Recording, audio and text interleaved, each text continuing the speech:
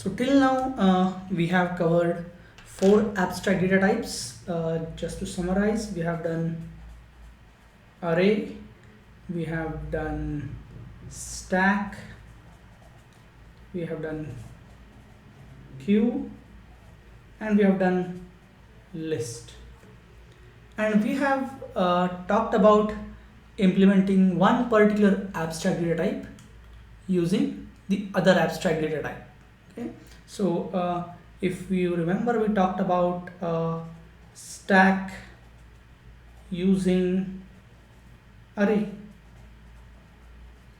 So we have done stack using array. We have also done queue using array. Then we talked about how to do stack using queue, as well as how to do queue using stack.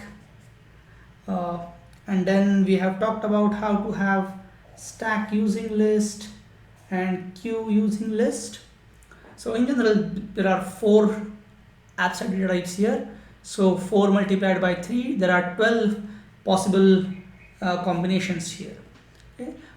So in this course, I'm not going to cover each combination.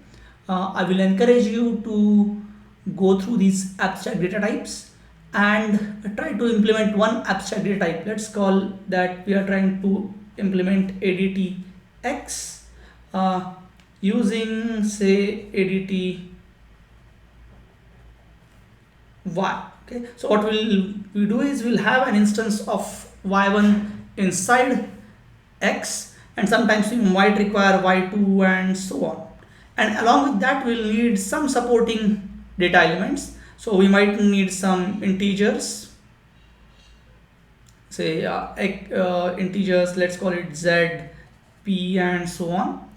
And then what will happen is when we talk about x dot operation 1, when we implement this operation, what is going to happen is we are going to have a list of statements which will be either of the form, say y1 dot some operation defined on ADTY, which is, say, operation 3, and so some operation on y2 dot operation 5, and so on. And sometimes we might do a few things with, so we might have a while loop where we deal with one of our elements, say while p not equal to 0, and we do something inside it. So that's the way we implement operation on X in terms of the operations on Y.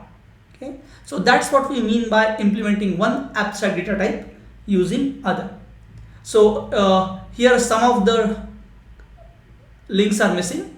So how I can have arrays using list, how I can have list using array, how I can implement arrays using stack, arrays using queues. So they might not seem like sensible thing to do. They might seem like inefficient. Okay, but just try to do them to understand how to implement a data structure X using data structure Y. Okay, and that helps us a lot, because if we have implemented one particular data structure, then we can easily use that to emulate some other data structure.